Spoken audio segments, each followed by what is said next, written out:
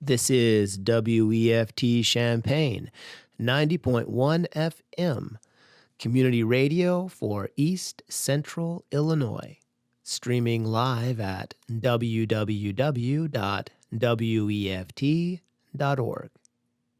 The views and opinions expressed here are those of the speakers and do not necessarily represent those of WFT, its board of directors, associates, its station manager, or Prairie Air Incorporated.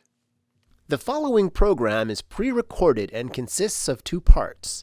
The first part was recorded in 2011. The second part was recorded on January 1st, 2016.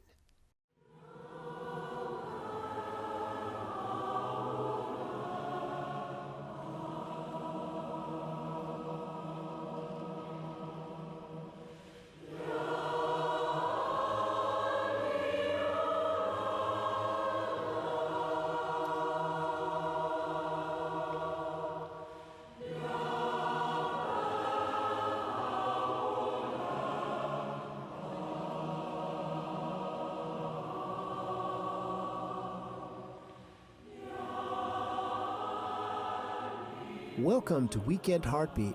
I'm Sean David, and this is a new lamp.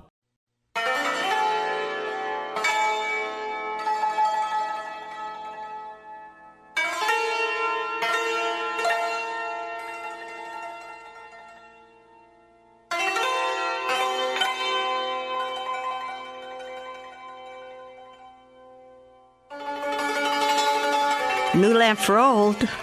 New lamp for old. Remember how Aladdin headed out to get oil for his mother's old dented, tarnished lamp? And in the market he met a magician calling out these words. This strange man was offering to give him a brand new shiny lamp for his old one. That's what I want to offer you, if you'll have it. A new lamp of spiritual guidance. But maybe you already have such a lamp, which still burns brightly. Great. You are still welcome to join us simply to learn who we are. But maybe your lamp of divine guidance has gotten dented and tarnished like Aladdin's. Or perhaps you have no such lamp at all. To you, I offer a new lamp. Hi, my name is Marilyn. Welcome to A New Lamp, a program designed to make you acquainted with the Baha'i religious faith. I hope you will choose to spend the next few minutes with me. Thanks.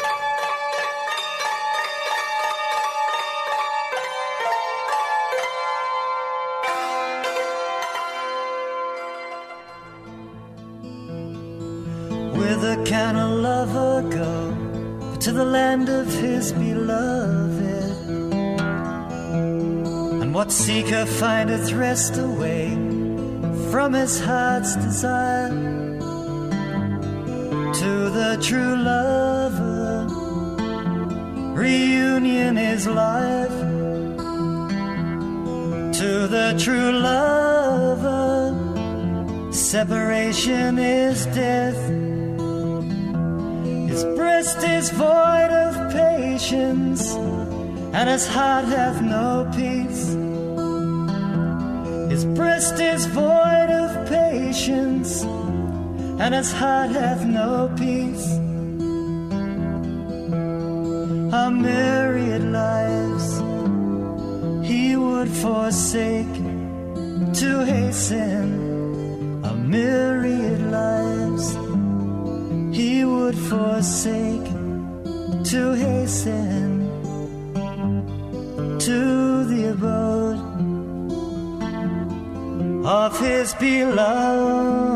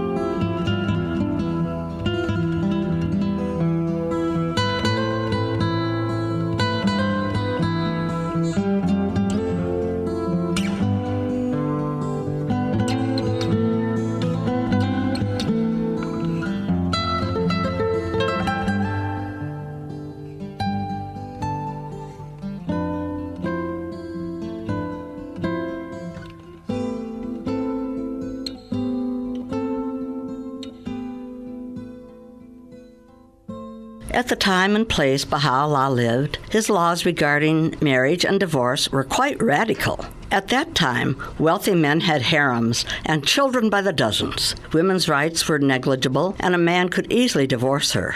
Can you imagine the household struggles with jealousy among the women and their children? We saw such problems among Old Testament patriarchs. Can you imagine a man being told he can have but one wife? Well, here it is, monogamy. Because there is no way any man can keep harmony and fairness any other way. Marriage is encouraged, but not obligatory. There are no prohibitions against marriage between the races or with non-Baha'is. The age of maturity for Baha'is is 15 years, and marriage may be contracted any time after that age has been reached. Marriage is not arranged, but determined by the affection between the individuals themselves on condition that it is approved by both sets of parents. This law applies no matter the age of the bride and groom. The purpose of this law is to prevent rancor and enmity and to preserve unity. The main purpose of marriage is to develop a family, and couples are encouraged to have children. Once the decision to wed has been made, the wedding must take place within 95 days. The marriage ceremony is simple. As we have no clergy, the recitation by both parties is said to this effect: "We will all, verily, abide by the will of God." The couple may choose to add to the ceremony appropriate readings and music. These marriages are legal, this matter having been tended years ago. The laws of Baha'u'llah place much emphasis on the consideration of the husband toward his wife. For example, he is not to leave her without telling her how long he will be gone. If he abandons her, she may remarry in 9 months. Also such things as financial matters, equitable legalities, and general respect and thoughtfulness. Baha'u'llah has said, "Truly the Lord loveth union and harmony, and abhorreth separation and divorce. Live ye one with another, O people, in radiance and joy. Compose your differences, O my servants." So divorce is strongly discouraged, but if things come to pass that the parties become estranged and want to divorce, they must wait separately 1 year of patience before this can take place. Neither husband or wife may take another mate during this time. Perhaps reconciliation will take place. Now on to the matters of funerals. The body, no matter what its condition, is to be treated with respect. It has been the temple for the soul during its earthly life. Burial in a good casket is prescribed. Cremation is not allowed.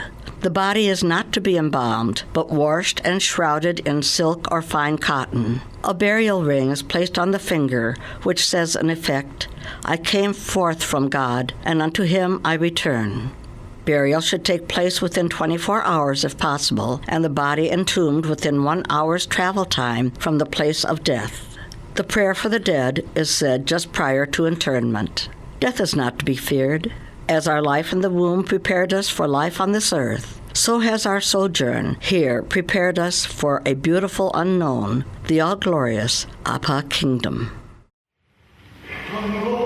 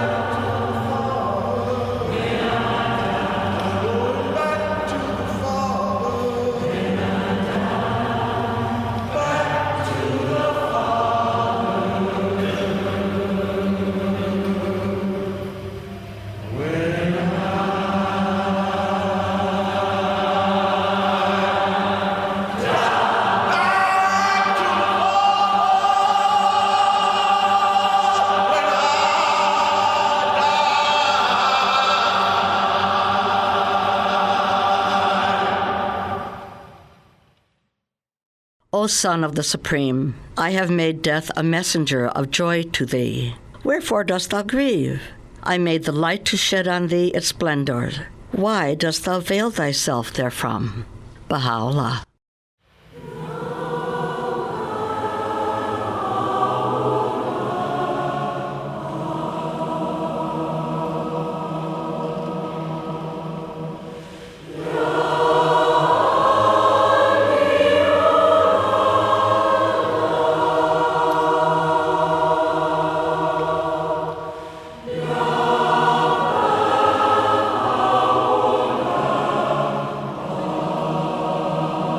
Thanks so much for being with me this morning. I hope you have found a blessing during these few minutes. If you want to learn more about the Baha'i religion, you can go online to www.bahai.us. To contact me, my email address is anewlamp@yahoo.com. Thanks, and have a great day.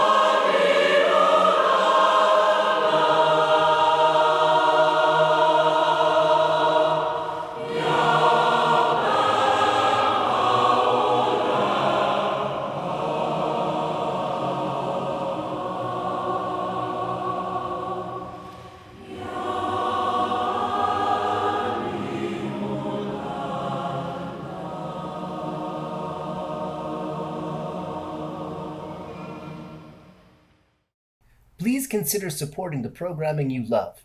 WEFT will gladly accept that vehicle you've been looking to get rid of. Our vehicle donation program provides an effortless option to support WEFT community radio. You can give cars, charitable, adult, rides, and services a call at 1-855-500-RIDE or fill out the secure donation form at careeasy.org. That's one word, careeasy.org. Just remember to designate WEFT as the nonprofit beneficiary of your gift. WEFT truly appreciates supporters like you. Programming at WEFT is brought to you in part by Common Ground Food Co-op. Food that nourishes you and gives back to your community may be found at Common Ground Food Co-op, located in Lincoln Square Mall. Your dollar stays local when you shop Co-op, cultivating community and local food since 1974. Most of your favorite public affairs shows have been archived by WEFT's volunteers on a weekly basis. In some cases, our archives date back to 2015. Visit weft.org/public affairs to listen to the following WEFT produced shows: Disability Beat, Higher Ground, News from Neptune, The Prairie Monk, See You at the Show, Radio Free Labor, WEFT Weekender for interviews, and Where We Are At. Welcome to NewLamp. We are pleased to have as our guests today Nora and Taman Green, Baha'is from Danville. Welcome to you both. Oh, thank you for having us. Thank you. Thank you. Hey, Nora. Hey, Taman. Hey. Hi, Sean. We don't get to see you folks too often, so we're pleased that you were willing to come this distance to be with us today. We'd like our listeners to know a little bit about our guests. So how about each of you giving us just a little biography, such as family background, schooling, work, whatever you think that the folks might be interested in knowing about you. Nora, would you like to start? Sure. I was raised in the suburbs of Chicago. My parents were both teachers. I was raised Catholic, big Catholic family. Uh-huh. Went to the University of Illinois, so have lived in Champaign-Urbana for many years, and now we've been in Danville for 10 years. And I used to teach in Oakwood. So I really like the central Illinois area. It's been home for a long time. At what age level were you teaching? I taught 8th grade history. And then I went back to school and got a master's in public health from Northern Illinois University. Wow. But came back to Danville. So. Okay. Mm-hmm. Great. I worked in drug treatment for several years, done a lot of grant writing and youth development. Okay. You've been a busy lady. Mm-hmm. How about you, Taman? To give you a little family background, my great-grandfather was a sharecropper in Mississippi back in the 50s, and like a lot of families at that time migrated to Chicago and eventually settled in the west side of Chicago. And so I'm originally from the west side of Chicago, west suburbs of Chicago. I have a master's in English education from Northern Illinois University, and I teach high school English in Georgetown, which is a small town just outside of Danville. Oh, I was going to say, I've not been in this general area long enough I didn't know where Georgetown was. So. Okay, so basically you guys were both in Chicago. Mm-hmm. Is that where you met then? Yeah, that's kind of interesting. We both attended U of I, lived in the Urbana-Champaign area, very nearby each other, didn't meet down here. Both of us moved back up to Chicagoland area, and that's where we met. Ah, isn't that interesting? Always neat to hear where people met. Yeah, and then we moved back down here. We've been married for 13 years. So. Mm-hmm. That's great. So, we have found it interesting that as we speak to different Baha'is, there are so many variations in our Baha'i histories. Sean has been a Baha'i like forever, and I didn't find the faith until I was 70 years old. What is your Baha'i history? Either one of you. I was raised Catholic. Right. And found that I loved Christ's teachings, but struggled with there were no female priests, among other things.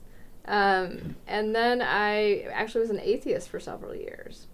And I became a foster parent in my early 20s while living in Champaign. And when you become a foster parent at a young age of teenagers, you find yourself doing a lot of praying.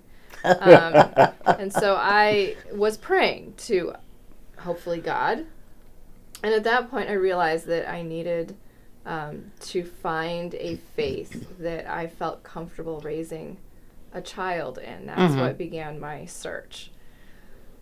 I wasn't sure what I was looking for, except that I felt that it was very important to raise a child with a clear sense of being a spiritual person and bringing good to the world. Because so many kids that end up in the foster care system are there because of misguided priorities. Yes. And mistakes often lead to addiction, and addiction leads to a parent being unable to parent. So Right. that's what drew me to looking for a faith to raise a child in. So I actually told friends I was church shopping, but I didn't set foot in any church. Instead, I found myself at Barnes & Noble bookstore by Marketplace Mall and was looking on the shelves, and I had never heard of the Baha'i Faith, and I found a book, Introduction Really? to the Baha'i Faith by Joseph Shepard. Wow. And I sat down and I read. It's very short, you know, which when you're working full-time and you have foster children, you don't have much time. So luckily, Introduction to the Baha'i Faith by Joseph Shepard was very short, maybe 60 pages. And I think I read the whole thing cover to cover that night. And at that point, I pretty quickly realized that the same voice that I heard in church, that voice of God through Christ, was the same voice that I recognized in the prayers and the writings in the book. Yes. And that led me to read more, find more. And eventually that led me to the Urbana Baha'i Center. I was surprised that there were real people in Urbana that were Baha'i. And so this book that was on the shelf at Barnes & Noble's led me to real human beings.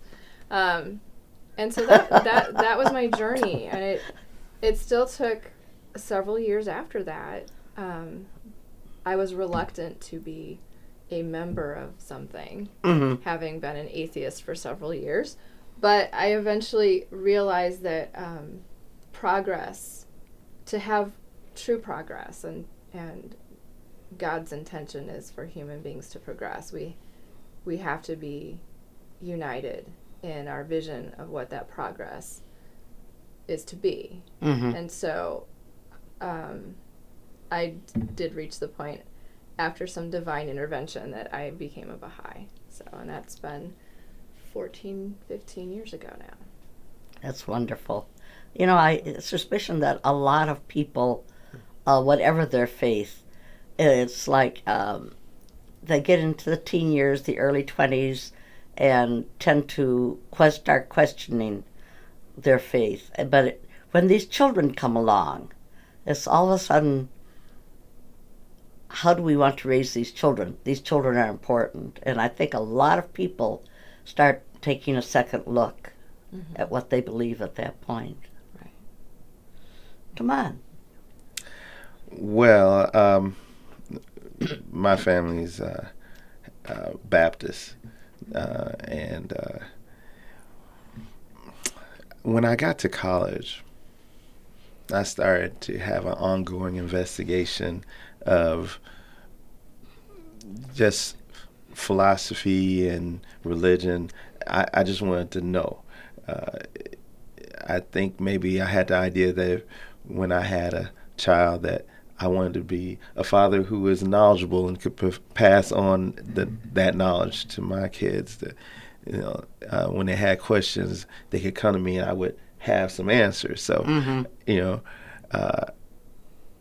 I did a lot of, research, and I went to a lot of churches and, mosques and and what have you, and I read, the Bible all the way through, the Quran all the way through. And I found myself at Eastern Illinois University, and I was in the stacks when you can go there, and I found a little book called Wine of Astonishment by Bill Sears. And he used to be a radio personality and became a hand of the cause. Right. And I read that book, and it was about it was fictional, a Jew, a Christian, and a Muslim having lunch in Israel, discussing their different perspectives, and a Baha'i having a discussion about their different perspectives. And I found that the Baha'i had the same answers I had came up with, and went even further. And so I was like, I need to investigate this a little bit. And so I started pulling out old dusty books with Arabic on the covers, and people were like, "What is that for a class?" No, this is enjoyment. What's wrong with this man? Right. And so after graduation, I did not encounter any Baha'is while I was in Charleston. And after graduating, I moved back to Urbana area and connected with the Baha'is here. So, Wow. And became a Baha'i in '99, beginning of '99. So Actually, it was Valentine's Day of '99. Yeah. Wow. So Most of us coincidentally- remember our Baha'i anniversary dates, don't we? So you each became Baha'i on your own before you met. I had not yet become a Baha'i. Okay. The same year that Taman moved back to Urbana, that year I had already moved to Chicago. So I had been to the Baha'i Center and met a number of Baha'is, came here several times, went to some great potlucks, and then I moved to Chicago. So then when he moved back to Urbana, we never met. So what's interesting is when we planned our wedding, we knew the same people from the Urbana Baha'i Center, but never met them together. It sounds like you were just crisscrossing. We Yes. decided that we have an arranged marriage, and God has a sense of humor. fun. So when we met in the Chicago area, Taman was back in school to become a teacher. He already had his bachelor's and was working towards his master's degree. Okay. I was working full-time at the time, and I had not yet become a Baha'i, but I had already decided that if there was any religion or faith that I was going to become or join, it was the Baha'i faith.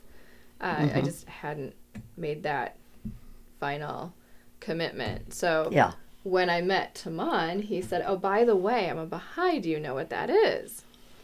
And I said, "Well, yes, I do," which shocked him, I might add, because the Baha'i faith today is where Christianity was, 200 years after Christ's death. Right. So we are small but mighty and growing, but emphasis on small right now. So it was a shock to him that not only did I know what the Baha'i faith was, but I'd read several of the writings, was very familiar with it, and we attended, Aurora had a Baha'i school on Sundays Okay.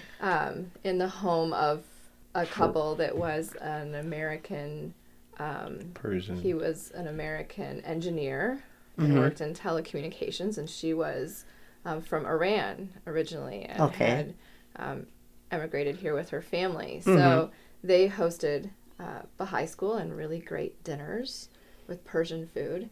And that's where Yes.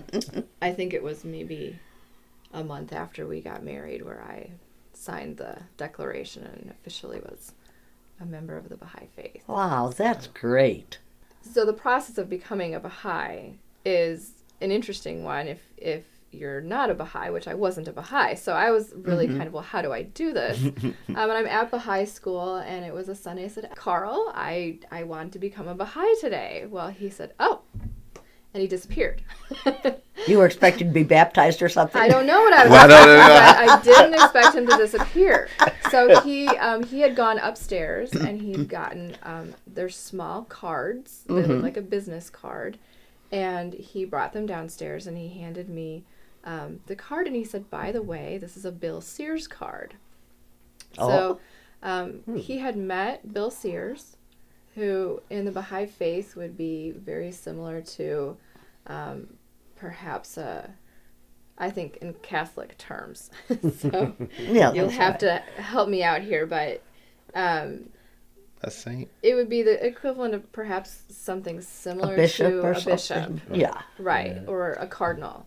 So Right. A someone learned who's- person. Yeah. So the funny story behind this is the second book I read about the Baha'i faith was God Loves Laughter by Bill Sears. And I had taken the book with me to the train station in Chicago, and I was reading God Loves Laughter by Bill Sears and struggling with becoming a Baha'i, considering my past history.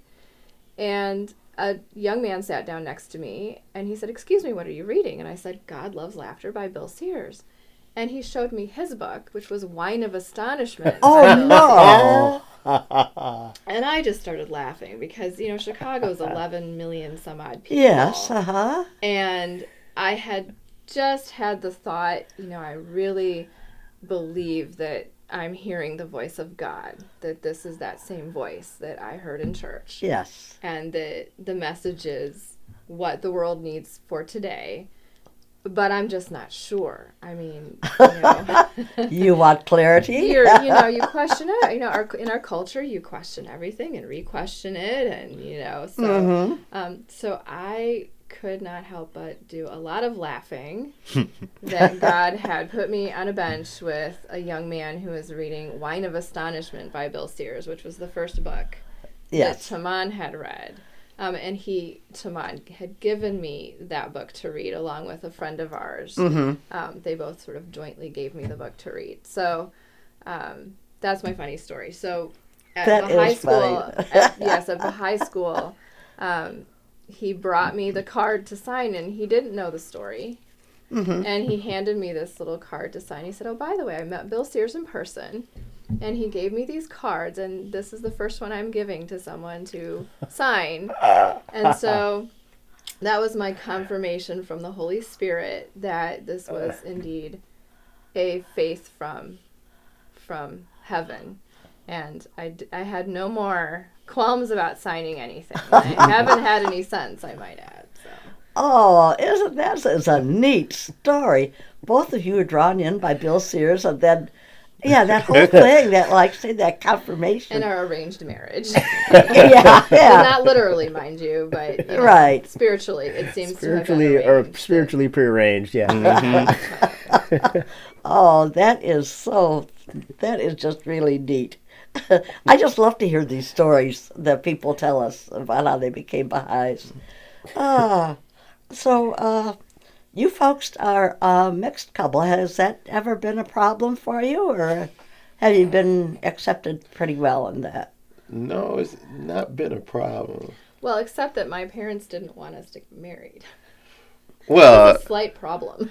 well, I knew there might be They a were- slight hiccup there, but I thought it was going to be something that could be easily, eventually overcome. It So, was. and But- it was. My parents were worried. I mean, they loved Taman. They were not concerned about him being black and me being white. It helped that he's an English teacher, and of course, my parents were teachers. Right. But they were born in the 1920s. Guess who's coming for dinner? Huh? Yes, that's exactly what my mother said. Guess who's coming to dinner? And they were concerned that we would have problems. Yes. So initially, they said, no, please don't get married. And I was very upset. Taman said, have faith, have some patience. And I'd say about 3 weeks later, they changed their minds and supported the marriage. So My parents were concerned also, being from Mississippi themselves. There's some history there of intolerance, and they were concerned, but they figured out I knew what I was doing. Or I figured it out. Yeah.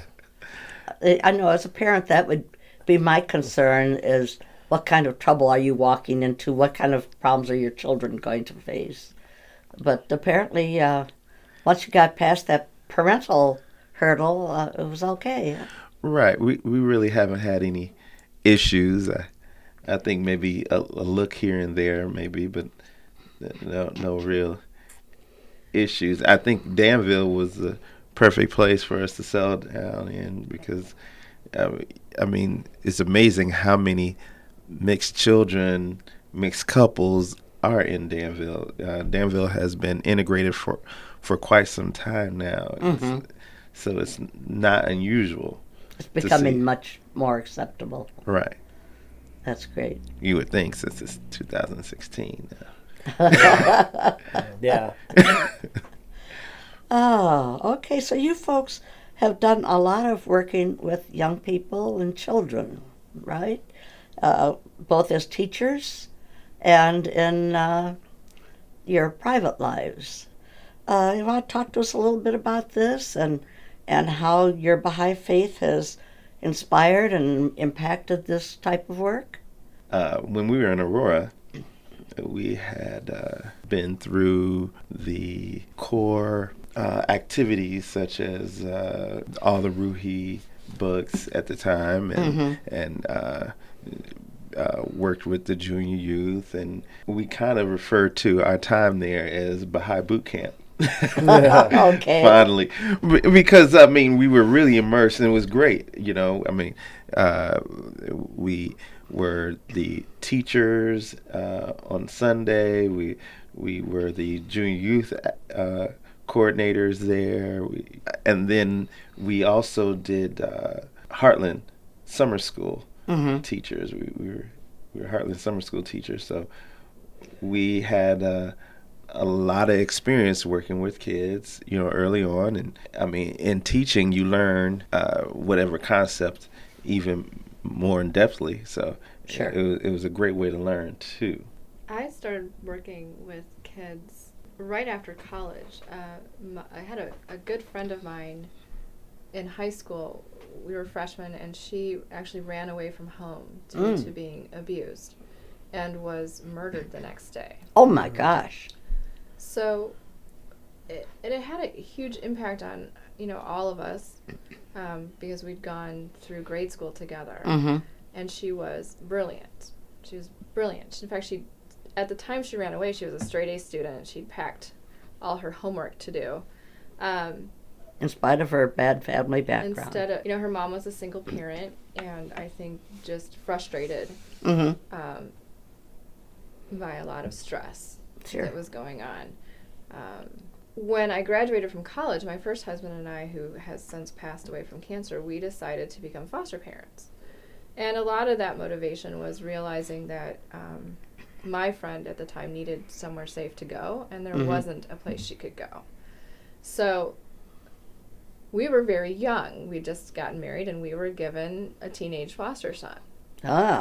Which is what I mentioned, I think, earlier about praying. Yes, not that much younger than yourself. No, lots of prayers. And it, finding the Baha'i faith gave the spiritual support that's needed in working with today's kids. Because when you work in drug treatment, what becomes very apparent is that addiction to alcohol and addiction to drugs is far more likely to happen when someone has had a difficult childhood. And it's also harder for that person to recover from addiction when they have had a very stressful and difficult childhood and are dealing with a lot of grief and loss.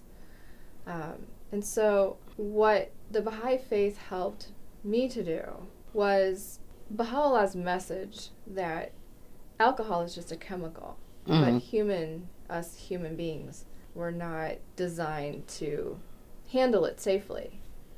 And we're also not meant to do drugs. It affects us spiritually. In addition to the addictive aspect of them, it changes who we are. It prevents us from growing and developing, and we can be maybe 25 years old chronologically, but if we've been addicted to drugs since 15, we're really stuck at 15. And so I think being a part of a faith and feeling confident that God's teachings speak to today's needs and that alcohol and drugs are not okay, that was very helpful to me.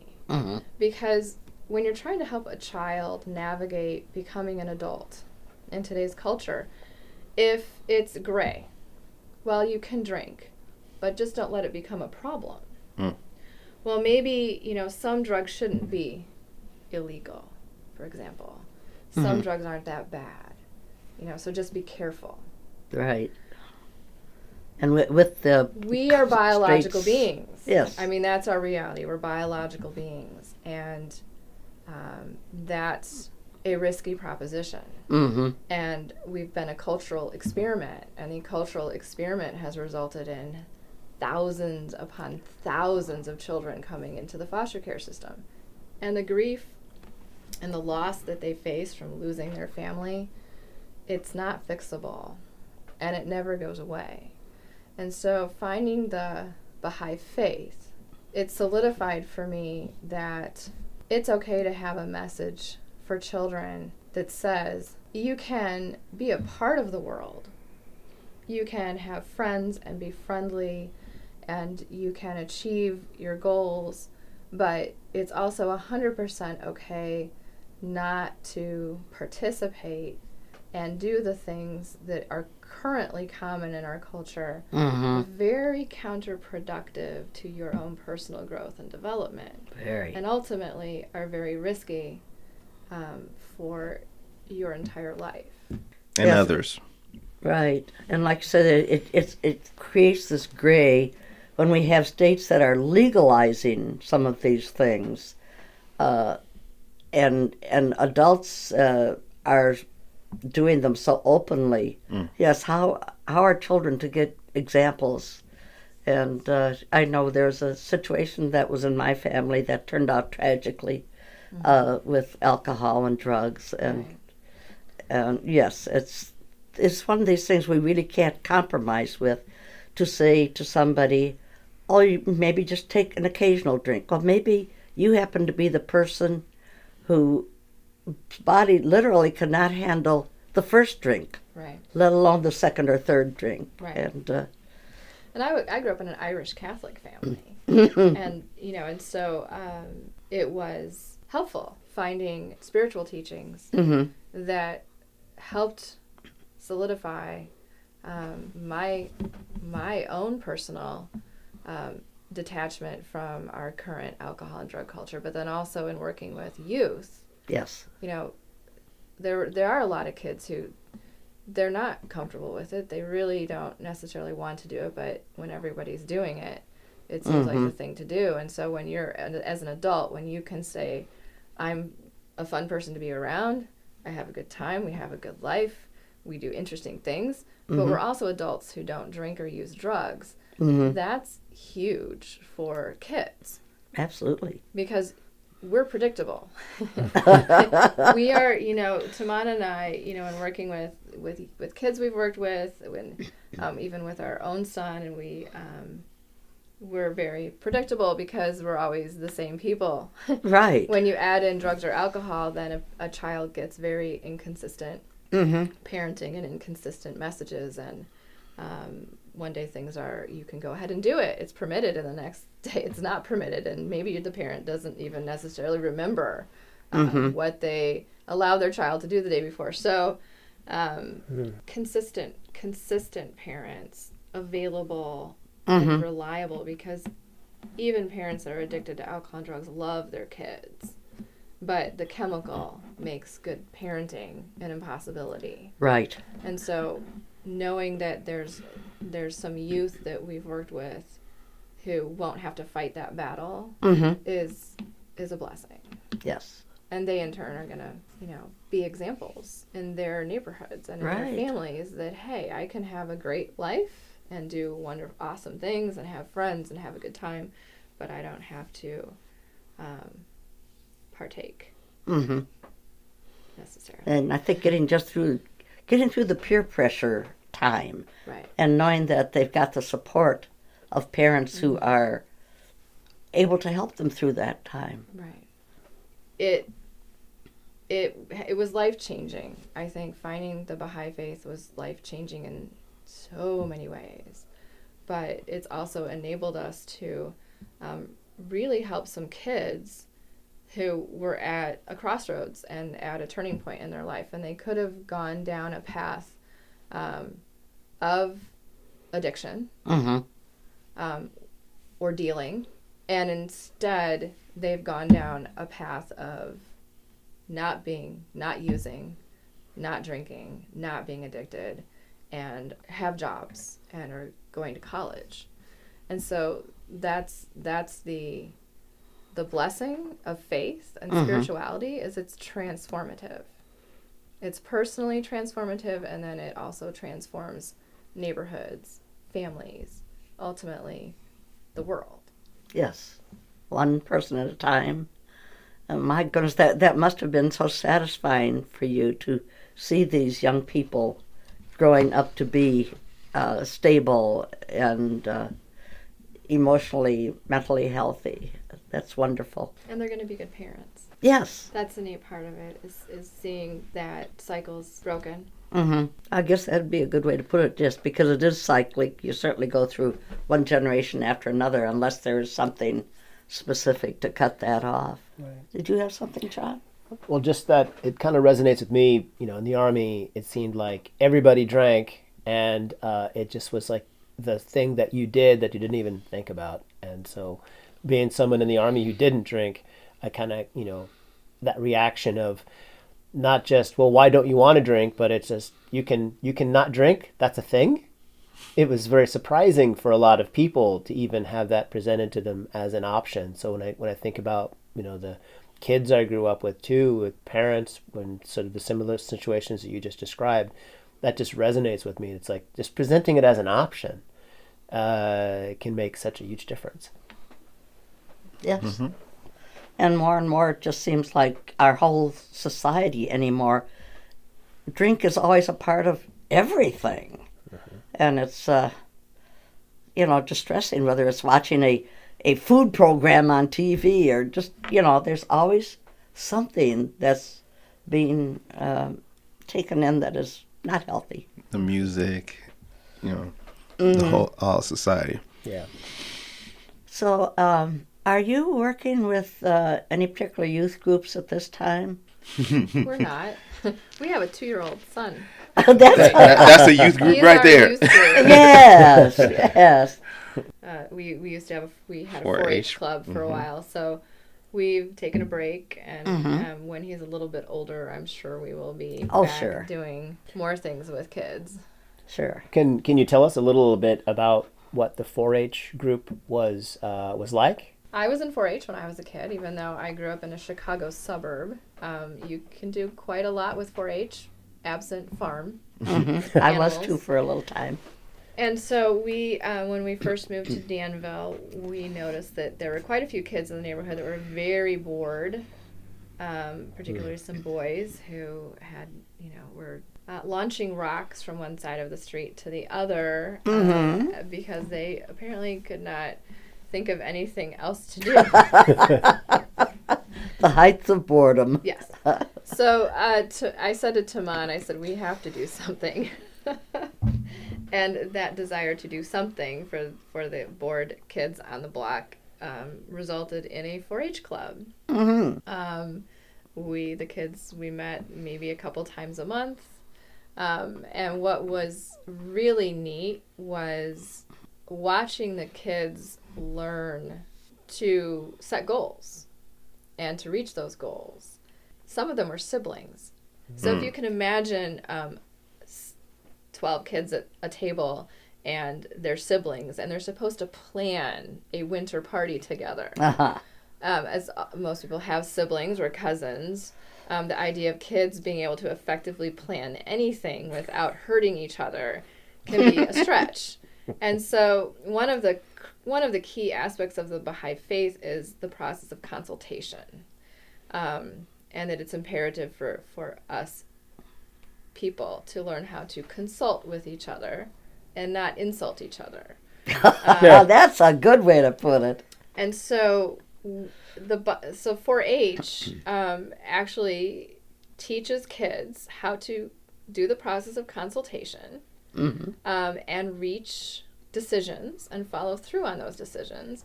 And so we helped the kids learn that process, and they learned it and they mastered it, and I don't know about mastered it, but they got exponentially better at it. And they had fun. I mean, they hosted a winter party for the block. They did some projects. We did tons of baking. Sure. One of the young women became an expert at cupcakes and muffins. And she is now a junior at Southern Illinois University and wants to be a teacher. So it was fun. It was a lot of fun. And that teaching consultation, that's something they will have all their lives. Right. They will have that all their lives. That, especially the aspect in the Baha'i faith that it's okay if your idea is not embraced by the group. The purpose is to have a unified vision, and then you can do great things. Right. And so we really encourage the kids that, you had some really good ideas, and maybe next time the group will agree to do some of your ideas, but this time they didn't, and that's okay, because you're going to have a great party. And that's a hard thing for kids to handle. Yes. But they did. One of the key things about the Baha'i faith, any faith, it's that it's imperative for us to work with kids.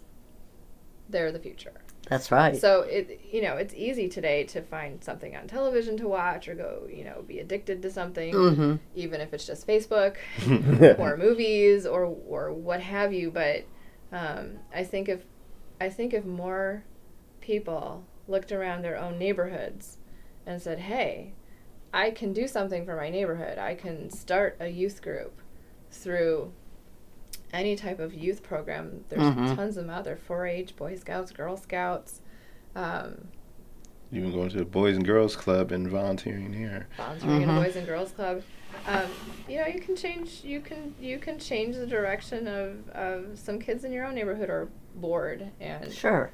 Have never had that experience of being in something where they learn some skills in terms of community leadership.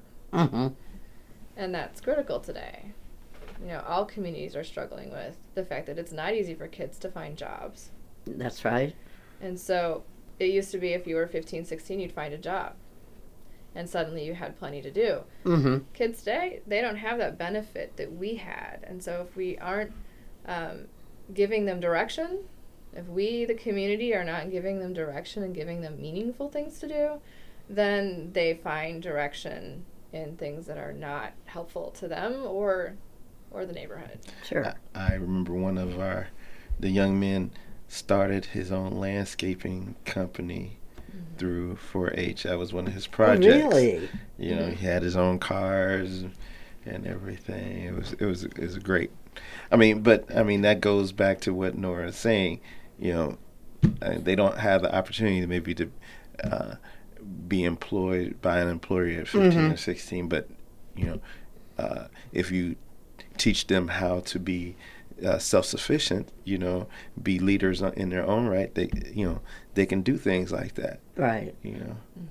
Well, this has been great. Nora and Taman Green, we have been delighted to have you today. Thank you so much for coming. And thank you for all that you do with the young people, both the Baha'i young people and the peoples in the neighborhoods, and presenting a wonderful Baha'i testimony. Thank you. You're welcome. Thanks Thank for you. having us. Yes, thank you. Good to be here. Okay, so we're ready to read some of the Baha'i writings. Will you folks join us in this? Absolutely. Sure. Okay. We're here. In the name of the sovereign Lord, the Lord of power, glorified is he before whom all the dwellers of the earth and heaven bow down in adoration, and unto whom all men turn in supplication. He is the one who holdeth in his grasp the mighty kingdom of all created things, and unto him shall all return. He is the one who revealeth whatsoever he willeth, and by his injunction, be thou, all things have come into being. So powerful is the light of unity that it can illuminate the whole earth. The one true God, he who knoweth all things, himself testifieth to the truth of these words. This goal excelleth every other goal, and this aspiration is the monarch of all aspirations. Baha'u'llah.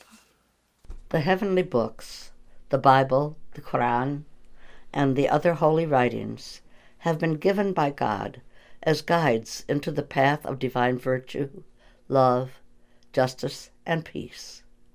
Abdu'l-Baha. Fighting and the employment of force, even for the right cause, will not bring about good results. The oppressed who have right on their side must not take the right by force. The evil would continue. Hearts must be changed. Abdu'l-Baha. There can be no doubt whatever that the peoples of the world, of whatever race or religion, derive their inspiration from one heavenly source and are the subjects of one God. Baha'u'llah.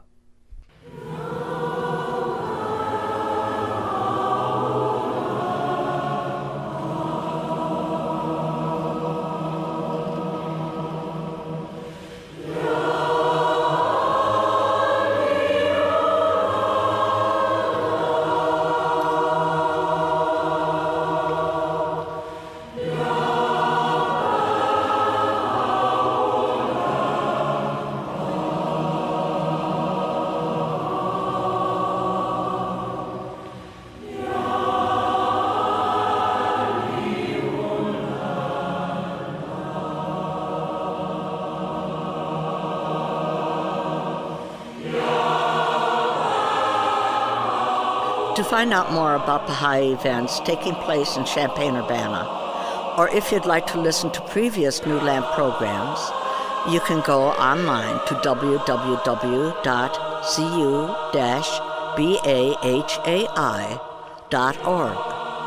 Or if you would like to learn more about the Baha'i national and international community, go to www.bahai.us.